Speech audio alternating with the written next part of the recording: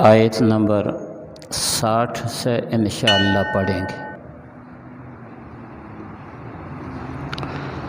الحمدللہ وحدہ، الحمدللہ وحدہ والصلاة والسلام علی من لا نبی بعدہ، اما بعد فاعوذ باللہ السمیع العلیم وبوجہہ الکریم وسلطانہ القدیم من الشیطان الرجیم، بسم اللہ الرحمن الرحیم۔ وَأَعِدُّوا لَهُم مَّا اسْتَطَعْتُم مِّن قُوَّةٍ وَمِن رِّبَاطِ الْخَيْلِ تُرْهِبُونَ بِهِ عَدُوَّ اللَّهِ وَعَدُوَّكُمْ وَآخَرِينَ مِن دُونِهِمْ لَا تَعْلَمُونَهُمْ اللَّهُ يَعْلَمُهُمْ، وَمَا تُنْفِقُوا مِن شَيْءٍ فِي سَبِيلِ اللَّهِ يُوَفَّ إِلَيْكُمْ وَأَنْتُمْ لَا تُظْلَمُونَ۔ وَإِنْ جَنَحُوا لِلسَّلْمِ فَاجْنَحْ لَهَا وَتَوَكَّلْ عَلَى اللَّهِ إِنَّهُ هُوَ السَّمِيعُ الْعَلِيمُ۔ وَإِنْ يُرِيدُوا أَنْ يَخْدَعُوكَ فَإِنَّ حَسْبَكَ اللَّهُ هُوَ الَّذِي أَيَّدَكَ بِنَصْرِهِ وَبِالْمُؤْمِنِينَ وَأَلَّفَ بَيْنَ قُلُوبِهِمْ، لَوْ أَنفَقْتَ مَا فِي الْأَرْضِ جَمِيعًا مَا أَلَّفْتَ بَيْنَ قُلُوبِهِمْ وَلَكِنَّ اللَّهَ أَلَّفَ بَيْنَهُمْ إِنَّهُ عَزِيزٌ حَكِيمٌ۔ يَا أَيُّهَا النَّبِيُّ حَسْبُكَ اللَّهُ وَمَنِ اتَّبَعَكَ مِنَ الْمُؤْمِنِينَ، صدق اللہ مولانا العظیم۔ وَأَعِدُّوا لَهُم مَّا اسْتَطَعْتُمْ، اور تیاری کرو ان کے لیے جہاں تک تم سے ہو سکتا ہے، من قوت، طاقت سے، ومن رباط الخیل، اور گھوڑے پالنے سے، ترہبون بہ عدو اللہ وعدوکم، کہ ڈراؤ اس کے ساتھ اللہ کے دشمن کو اور اپنے دشمن کو، وآخرین من دونہم، اور ان کے سوا دوسرے، لا تعلمونہم اللہ یعلمہم، تم ان کو نہیں جانتے اللہ ان کو جانتا ہے، وما تنفقوا من شیء فی سبیل اللہ، اور جو کچھ تم خرچ کرو گے اللہ تعالیٰ کے راستے میں، یوفی الیکم، اس کا پورا پورا بدلہ تم کو دیا جائے گا، وانتم لا تظلمون، اور تم پر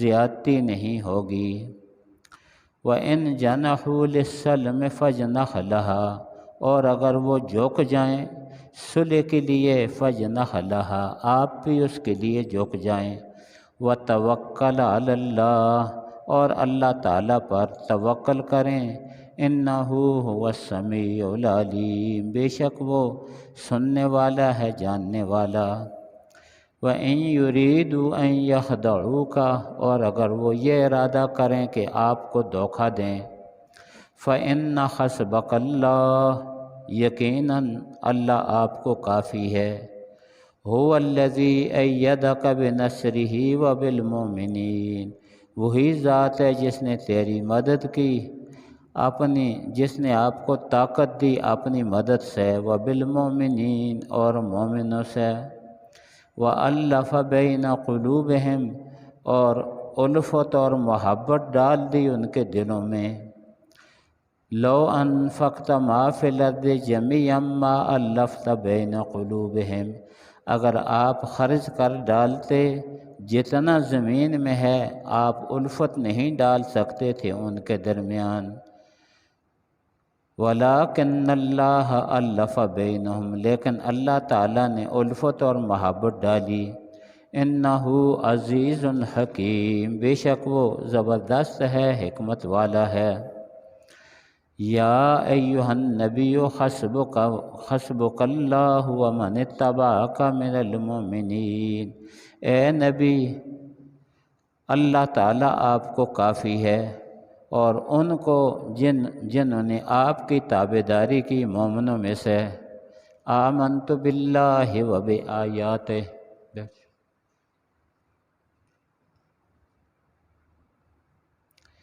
کل تذکرہ ہو رہا تھا کافروں کے مقابلہ میں تیاری کرنے کا، اور پوری تفصیل سے اس سلسلے میں آپ کے سامنے ضروری باتیں آ چکی تھیں۔ ان ضروری باتوں کی طرف آپ کا دھیان کم ہوگا، اس لیے کہ وہ اس کو کہتے ہیں، علمی اصطلاح میں اس کو کہتے ہیں احکام سلطانیہ،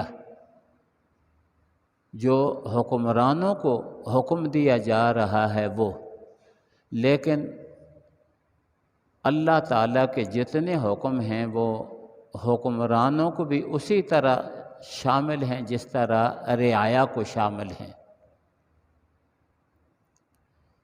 تو یہ حکم تھا اللہ تعالیٰ کا، جس طرح نماز کا حکم ہے اس طرح روزے کا حکم ہے، اسی طرح دشمنوں کے مقابلہ میں، کافروں کے مقابلہ میں طاقت بنانے کا، اسلحہ تیار کرنے کا حکم ہے کہ کافروں کے مقابلہ میں اسلحہ تیار کرو، کافروں کے مقابلہ میں گھوڑے تیار کرو، کافروں کے مقابلہ میں میزائل تیار کرو، کافروں کے مقابلہ میں جہاز تیار کرو، ڈرون تیار کرو، یہ ساری چیزیں، اور اس کے بعد آگے نہ معلوم کون کون سی نئی چیزیں دنیا میں آنے والی ہیں، ان ساری چیزوں کے متعلق یہ حکم ہے کہ جس سے تم اپنا دفاع کر سکتے ہو، مسلمانوں کے ساتھ تعاون کر سکتے ہو، وہ تیاری کرو۔ عام لفظ ہے وَأَعِدُّوا لَهُم مَا اسْتَطَعْتُم مِّن قُوَّةٍ، کہ تیاری کریں ان کے لیے جہاں تک تم سے ہو سکے، من قوتٍ، طاقت جمع کرنا۔ یہ ساری چیزیں جو میں نے ذکر کی یا ان کے علاوہ باقی ساری چیزیں، یہ طاقت ہے، دشمنوں کے مقابلہ میں تیاری کرنی ہے۔ وَمِن رِّبَاطِ الْخَیْلِ، اور گھوڑے پالنے سے۔ آج گھوڑے کا زمانہ نہیں ہے، آج میزائل کا زمانہ ہے، ڈرون کا زمانہ ہے، لڑاکے جہاز کا زمانہ ہے، لیکن گھوڑے کا خصوصیت کے ساتھ اس لیے ذکر کیا کہ یہ وہ مبارک چیز ہے گھوڑا کہ اس کی پیشانی میں اللہ تعالیٰ نے خیر کو باندھ دیا ہے۔ حدیث شریف میں آتا ہے کہ اللہ تعالیٰ نے گھوڑے کی پیشانی میں خیر کو باندھ دیا ہے، گھوڑے کی پیشانی سے خیر نہیں نکل سکتی، جدا نہیں ہو سکتی۔ اور آج پہلے آپ یا آپ کے بڑے دیکھتے ہوں گے کہ شنکیاری میں بہت گھوڑے، فوجی شنکیاری میں بہت زیادہ گھوڑے پالا کرتے تھے، کیونکہ اس وقت جو پاکستان کی سرحدیں تھیں وہ قریب تھیں، اگر کوئی حادثہ پیش آ جائے تو گھوڑوں کو وہاں پہنچانا ممکن تھا۔ لیکن اب پاکستان کی سرحدیں کافی دور ہیں، تو اس لیے یہاں سے شنکیاری سے ایبٹ آباد میں اب بھی گھوڑوں کو پالا جا رہا ہے۔ تو اب ان گھوڑوں کو جو سرحدیں ہیں ان کے قریب تک پہنچا دیا گیا ہے، باوجود جہاز ہونے کے، ہیلی کاپٹر ہونے کے، گھوڑوں سے استغنا نہیں ہے، ہر وقت گھوڑوں کی ضرورت پڑتی ہے۔ پہاڑی علاقے میں جہاں کوئی سواری نہیں چل سکتی، رات کے اندھیرے میں فوجی گھوڑوں پر اسلحہ اور باقی سامان ایک جگہ سے دوسری جگہ منتقل کرتے رہتے ہیں، اور گھوڑے پر لے جانے سے دشمن کو اتنی خبر نہیں ہوتی جتنی خبر کہ ہیلی کاپٹر پر یا باقی جہازوں پر سامان ایک جگہ سے دوسری جگہ منتقل کریں، وہاں دشمن کو پتہ چل سکتا ہے، لیکن اس سے پتہ نہیں چلتا، گھوڑوں سے پتہ نہیں چلتا۔ رات کے اندھیروں میں گھوڑوں پر اسلحہ، میزائل، بڑی ضروری چیزیں، مجاہدین کو جن جن چیزوں کی ضرورت پڑتی ہے وہ ساری چیزیں کیا ہے گھوڑوں پر کرتے ہیں۔ اس لیے خصوصیت کے ساتھ یہاں گھوڑوں کا ذکر آیا، قوت عام ہے لیکن گھوڑوں کا ذکر آیا۔ نبی اکرم صلی اللہ علیہ وسلم نے ارشاد فرمایا کہ الجہاد ماضٍ الی یوم القیامہ، فرمایا کہ جہاد قیامت تک جاری رہے گا۔ جہاد کبھی موقوف نہیں ہو سکتا، جہاد ہمیشہ جاری رہے گا۔ حکمران نیک ہو تو فرمایا اس کے ساتھ مل کر کافروں سے لڑو، اور اگر حکمران نیک نہ ہو، متقی پرہیزگار نہ ہو، حکمران اگر فاسق فاجر بھی ہو، کافر نہ ہو، اگر فاسق فاجر بھی ہو، تو حکم یہ ہے کہ اس کے ساتھ مل کر اس کا حکم مان کر دشمن سے لڑنا ہے۔ اور یہ نبی اکرم صلی اللہ علیہ وسلم نے بڑی تاکید فرمائی ہے۔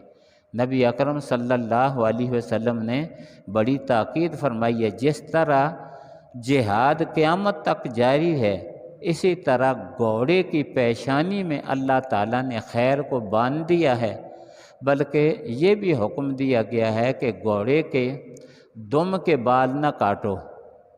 حدیثوں میں آتا ہے گھوڑے کے دم کے بال نہ کاٹو، گھوڑے کے گردن پر جو بال ہیں وہ نہ کاٹو، گھوڑے کی پیشانی پر جو بال ہیں وہ نہ کاٹو۔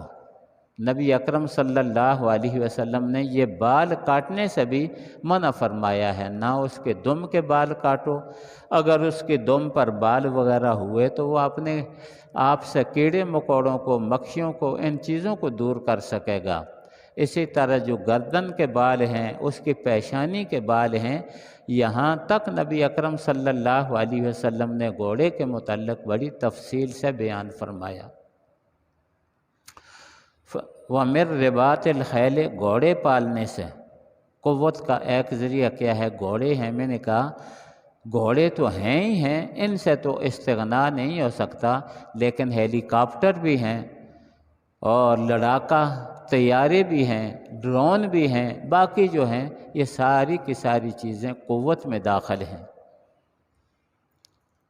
ترہبون بہ عدو اللہ وعدوکم، فرمایا اسلحے کی تیاری اس لیے کرو کہ اس اسلحے کے ذریعہ سے تم ڈراؤ اللہ کے دشمن کو اور اپنے دشمن کو۔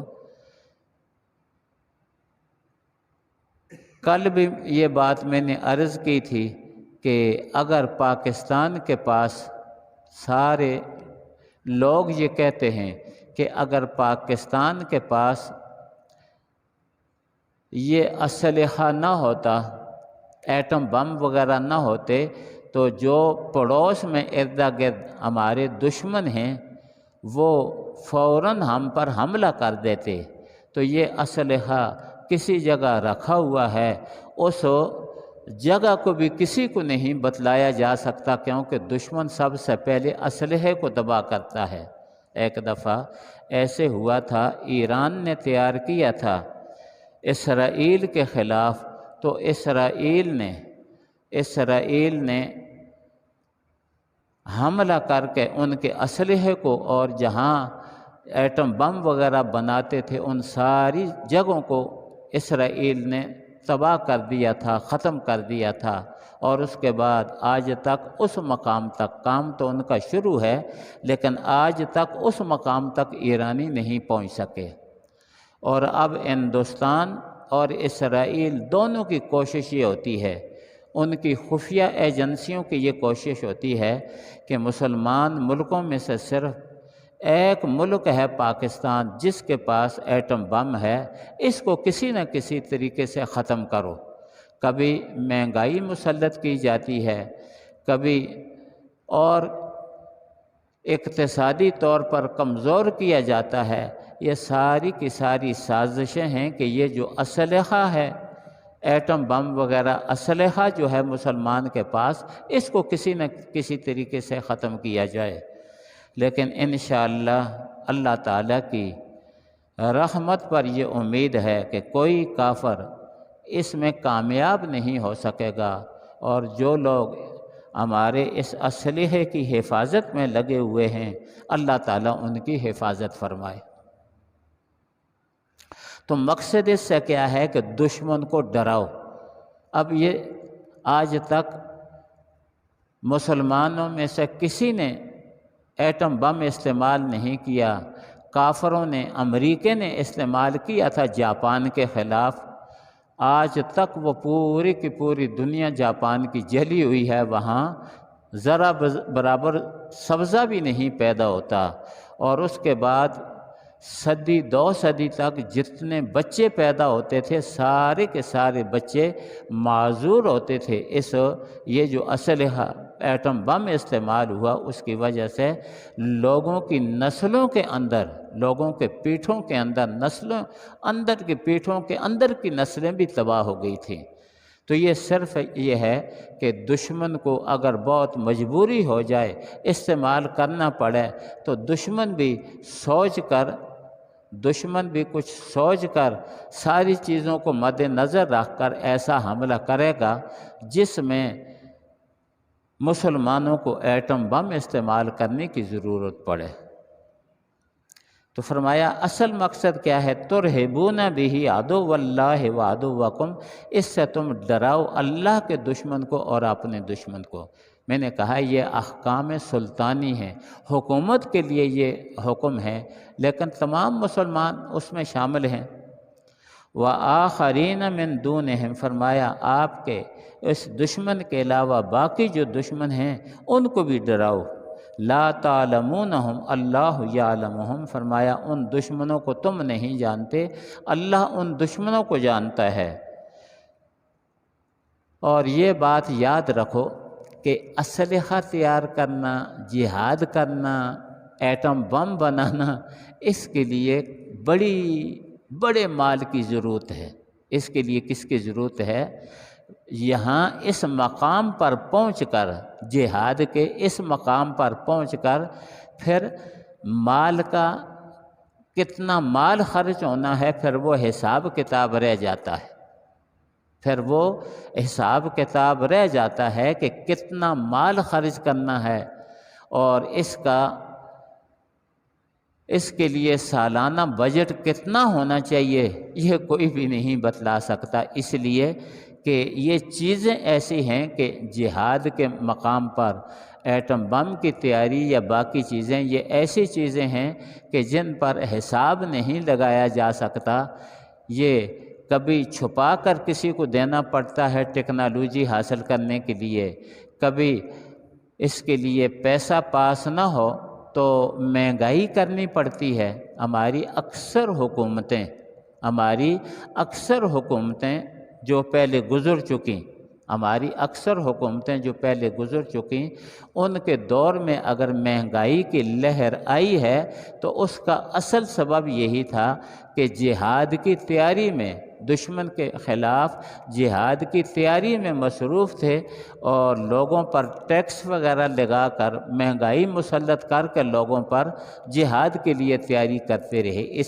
اس سے پہلے، اس وقت نہ معلوم کیسے نبوالدازماں ہوں گے اس سے، لیکن اس سے پہلے تقریباً زیادہ کنٹرول رہا ہے فوج کا، جو دفاع میں لگی ہوئی ہے، اور فوج نے بھی اس کی سیاستدانوں کی گردن پر ہاتھ رکھا ہے کہ بھئی ہم دفاع کے لیے کھڑے ہیں، اتنا بجٹ تو ہر صورت میں ہمیں دینا ہے، اور اس کا ہم سے حساب کتاب بھی نہیں لینا، اس لیے کہ کئی جاسوس بھیجنے پڑتے ہیں، کئی اور کارروائیاں کرنی پڑتی ہیں، جس کا یہ سارے معاملات خفیہ ہوتے ہیں، اس کا حساب کوئی بھی نہیں دیتا۔ تو اس لیے فوج کے جو اکثر معاملات ہوتے ہیں، فوج سے یہ جو سیاستدان ہیں یا باقی لوگ ہیں حساب نہیں مانگ سکتے۔ فوج سے اکثر لوگ جو ہیں، سیاستدان جو ہیں، وہ حساب نہیں مانگ سکتے، اس لیے کہ دفاع والے جو لوگ ہوتے ہیں ان کو مختلف مقامات پر خفیہ طور پر بھی مال خرچ کرنا پڑتا ہے، کسی کو خریدنا پڑتا ہے، کسی کو کے خلاف کوئی کارروائی کرنی پڑتی ہے جس کا حساب مشکل ہوتا ہے۔ تو اس لیے مال کے بغیر جہاد کے لیے تیاری نہیں ہو سکتی، مال کے بغیر جہاد کے لیے تیاری نہیں ہو سکتی۔ تو اللہ تعالیٰ نے فرمایا وَمَا تُنْفِقُوا مِنْ شَيْءٍ فِي سَبِيلِ اللَّهِ يُوَفَّ إِلَيْكُمْ وَأَنْتُمْ لَا تُظْلَمُونَ۔ وَمَا تُنْفِقُوا مِنْ شَيْءٍ فِي سَبِيلِ اللَّهِ، فرمایا اللہ کے راستے میں تم جو کچھ بھی خرچ کرو گے یوفا الیکم، اس کا اجر اور ثواب تمہیں پورا پورا دیا جائے گا۔ جتنا مال تم خرچ کرو گے اتنا مال بھی تمہیں اللہ تعالیٰ دیں گے اور اجر اور ثواب بھی اللہ تعالیٰ دیں گے۔ اگے کو کبھی تکیہ نہ لگا، اجر اور ثواب بھی اللہ تعالیٰ عطا فرمائیں گے، دنیا میں مال بھی عطا فرمائیں گے اور اجر اور ثواب بھی اللہ تعالیٰ عطا فرمائیں گے۔ اس لیے فرمایا وَمَا تُنْفِقُوا مِنْ شَيْءٍ فِي سَبِيلِ اللَّهِ، اور فرمایا اللہ کے راستے میں جو بھی خرچ کرو گے، یعنی تھوڑے سے تھوڑا یا زیادہ سے زیادہ۔ نبی علیہ السلام کے زمانے میں صحابہ کرام نے تھوڑا بھی خرچ کیا اور زیادہ بھی خرچ کیا۔ ایسے لوگ تھے جنہوں نے محنت کی، بڑے ڈونگے کنویں تھے، ان کنووں میں سے ایک بوکا نکالا اور ایک بوکا نکالنے پر مزدوری لی ایک دانہ کھجور کا۔ مزدوری کتنی لی؟ ایک بوکا نکالنے پر ایک دانہ کھجور کا۔ وہ اگر تھوڑی سی کھجوریں جمع ہو گئی وہ انہوں نے اللہ تعالیٰ کے راستے میں دے دیں۔ اسی طرح ابو بکر صدیق نے اپنا سارا مال اللہ تعالیٰ کے راستے میں دے دیا، فاروق اعظم نے آدھا مال اللہ تعالیٰ کے راستے میں دے دیا، اور عثمان غنی نے 300 اونٹ، آخری جو بڑی لڑائی تھی، آخری جو غزوہ تھا غزوہ تبوک، اس میں سیدنا عثمان غنی رضی اللہ تعالیٰ عنہ نے 300 اونٹ بمائے ساز و سامان کے، 300 اونٹ بمائے ساز و سامان کے، اور اس کے علاوہ سونے کے سکوں کی ایک تھیلی جس کو حضرت عثمان غنی اٹھا بھی نہیں سکتے تھے، لا کر دی۔ راستے میں کیا ہے کئی جگہ گر بھی گیا، ان کے ہاتھ عاجز آ گئے اس کو اٹھانے سے۔ تو صحابہ کرام نے یہ خرچ کیا۔ کبھی وہ لوگ محتاج نہیں ہوئے، جن لوگوں نے سارا مال بھی خرچ کیا اللہ تعالیٰ کے راستے میں وہ بھی محتاج نہیں ہوئے، جنہوں نے آدھا مال خرچ کیا وہ بھی محتاج نہیں ہوئے، اور جو عثمان غنی نے بہت زیادہ مال خرچ کیا وہ بھی کبھی محتاج نہیں ہوئے۔ اللہ فرماتے ہیں وَمَا تُنْفِقُوا مِنْ شَيْءٍ فِي سَبِيلِ اللَّهِ، جو کچھ خرچ کرو گے اللہ تعالیٰ کے راستے میں یوفا الیکم، اس کا پورا پورا اجر و ثواب تم کو دیا جائے گا، وَأَنْتُمْ لَا تُظْلَمُونَ، اور تم پر ظلم نہیں ہوگا، زیادتی نہیں ہوگی کہ تمہارا مال لے کر کے ہڑپ کر لینا۔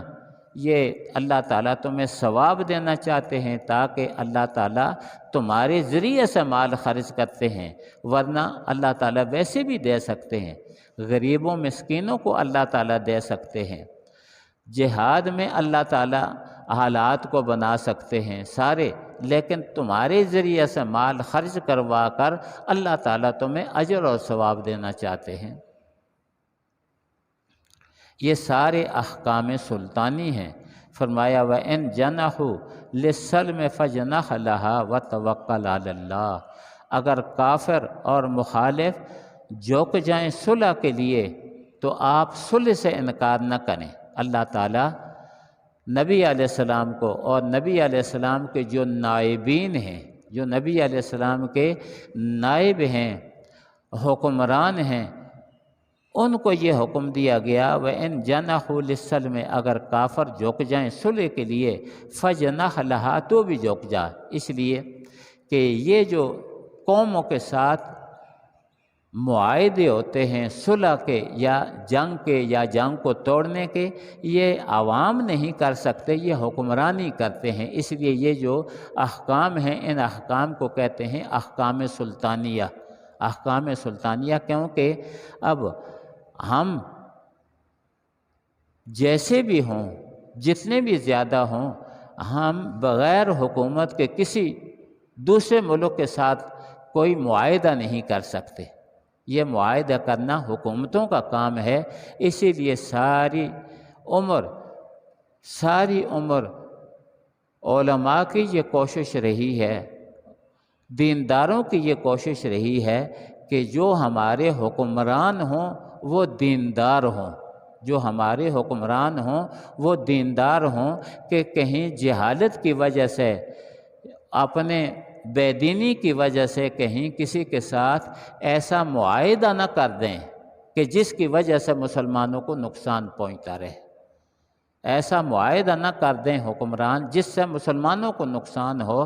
اسی لیے ہمیشہ علماء اور سیاستدان یہ دیکھتے رہے ہیں، یہ کہتے رہتے ہیں کہ ایسی صلح نہیں ہونی چاہیے، ایسا معاہدہ نہیں ہونا چاہیے۔ کافر مجبور کرتے ہیں کہ مسلمان ہمارے ساتھ ایسے معاہدے کریں جس میں مسلمانوں کو نقصان ہو، اور کافر کہتے ہیں کہ ہمیں فائدہ ہو۔ لیکن مسلمان حکمران اور صحیح رسول اللہ صلی اللہ علیہ وسلم کا تابعدار حکمران وہ ہے جو کافروں کے ساتھ اگر معاہدہ کرے تو ایسا معاہدہ کرے کہ جس میں مسلمانوں کا فائدہ ہو۔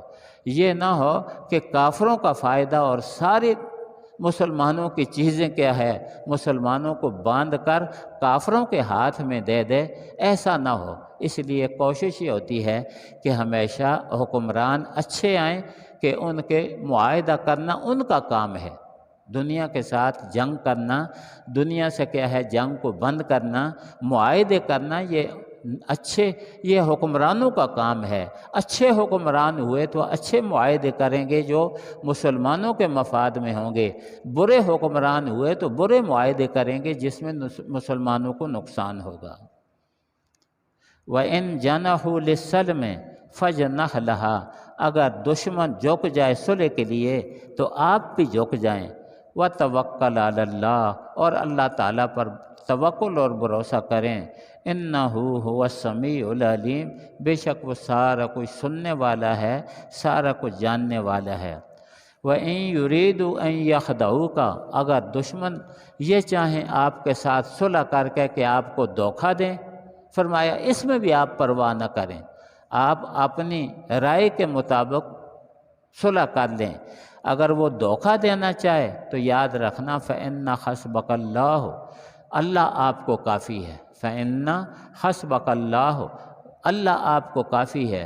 هُوَ الَّذِي أَيَّدَكَ بِنَصْرِهِ وَبِالْمُؤْمِنِينَ، فرمایا وہی ذات ہے کہ جس نے آپ کو طاقت دی، آپ کو زور دیا اپنی خصوصی نصرت کے ساتھ اور مومنوں کے ساتھ۔ وَأَلَّفَ بَيْنَ قُلُوبِهِمْ، اور اس نصرت میں اللہ کی مدد میں ایک یہ بھی عنصر تھا کہ وَأَلَّفَ بَيْنَ قُلُوبِهِمْ، کہ ان کے دلوں کو ملا دیا، مسلمانوں کے دلوں کو ملا دیا۔ لو انفقت ما فی الارض جمیعا ما الفت بین قلوبہم، فرمایا پیارے حبیب اگر آپ پوری دنیا کی مال بھی خرچ کر ڈالیں، ما الفت بین قلوبہم، ان کے درمیان الفت اور محبت نہیں ڈال سکتے تھے۔ ولکن اللہ الف بینہم، لیکن اللہ تعالیٰ نے ان کے درمیان الفت اور محبت ڈالی۔ کیوں؟ انہ عزیز حکیم، بے شک وہ طاقتور ہے، حکمت والا ہے۔ نبی اکرم صلی اللہ علیہ وسلم کے لیے اللہ تعالیٰ نے ہجرت کی جگہ مقرر کی تھی مدینہ منورہ۔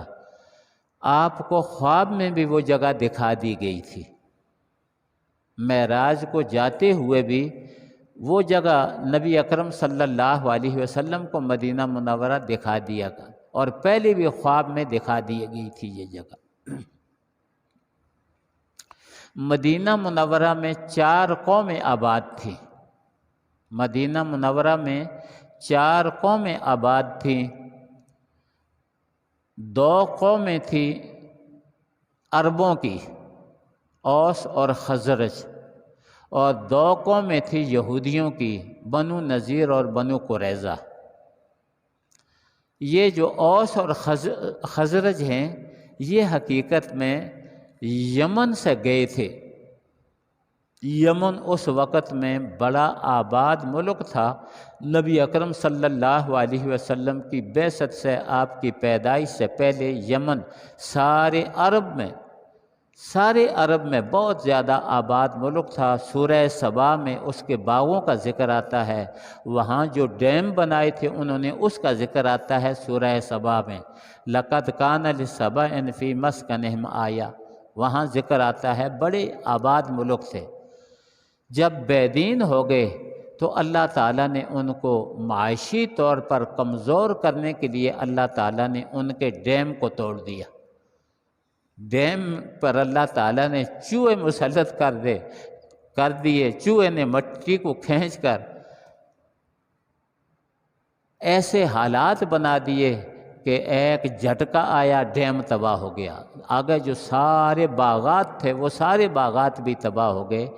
ان لوگوں کی معیشت ختم ہو گئی اور یہ لوگ، یمن والے لوگ، ہجرت کے لیے مجبور ہو گئے، اور ان میں سے بعض شام کو چلے گئے اور بعض مدینہ منورہ چلے گئے۔ اوس اور خزرج مدینہ منورہ چلے گئے، لیکن ان کی آپس میں دشمنی تھی، اتنی سخت دشمنی تھی کہ پوری دنیا میں اس کی مثال نہیں ملتی۔ تو پہلے تو نبی اکرم صلی اللہ علیہ وسلم کے وہاں تشریف لانے سے پہلے بڑے بڑے سرداروں کو اللہ تعالیٰ نے اپنی قدرت سے تباہ کیا۔ جو بڑے کفر کے سردار تھے ان کو اللہ تعالیٰ نے تباہ کیا۔ اس کے بعد یہ لوگ کمزور ہو چکے تھے، عرب یہ کمزور ہو چکے تھے، سردار بھی ان کے مارے گئے تھے۔ تو نبی اکرم صلی اللہ علیہ وسلم وہاں پہنچے تو نبی اکرم صلی اللہ علیہ وسلم نے ان دونوں عرب قبیلوں کو ایک جگہ کیا، اوس اور خزرج کو ایک جگہ کیا، اور ان کو دشمن کے مقابلہ میں، جو یہودی ان کے دشمن تھے بنو نذیر اور بنو قریظہ، ان کے مقابلہ میں نبی اکرم صلی اللہ علیہ وسلم نے ان کو کھڑا کر دیا۔ تو جب باہر کسی کے ساتھ مقابلہ ہو تو آپس میں اختلافات نہیں ہوتے، اور باہر جب کسی کے ساتھ مقابلہ نہ ہو تو اندر جھگڑے شروع ہو جاتے ہیں۔